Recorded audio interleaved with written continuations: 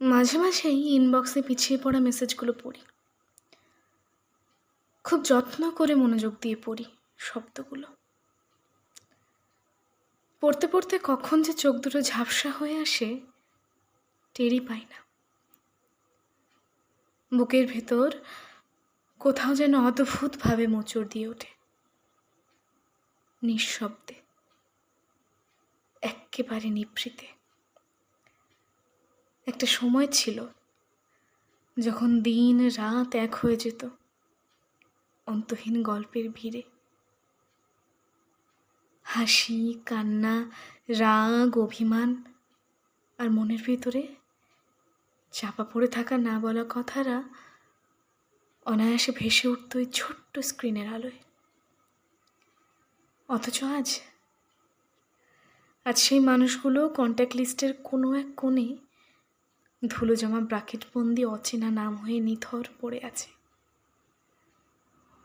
কথাগুলো আজও স্ক্রিনে অবিকৃত,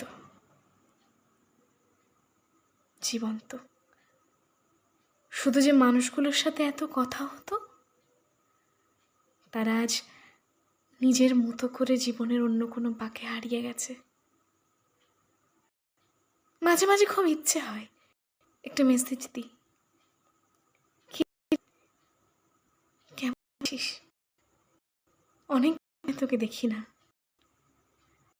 কিন্তু আঙুল কিবোর্ডে রাখতেই থমকে দাঁড়ায়। দ্বিধায় সে বুকের মধ্যে চেপে বসে।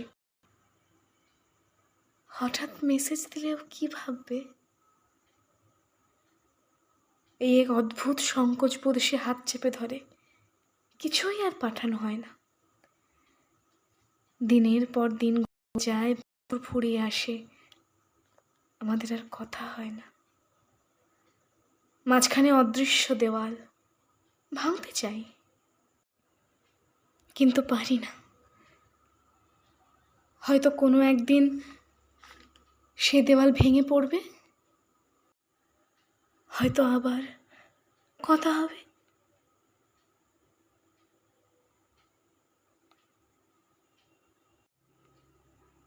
ঠিক আগের মতো না হলেও অন্তত একটুখানি হয়তো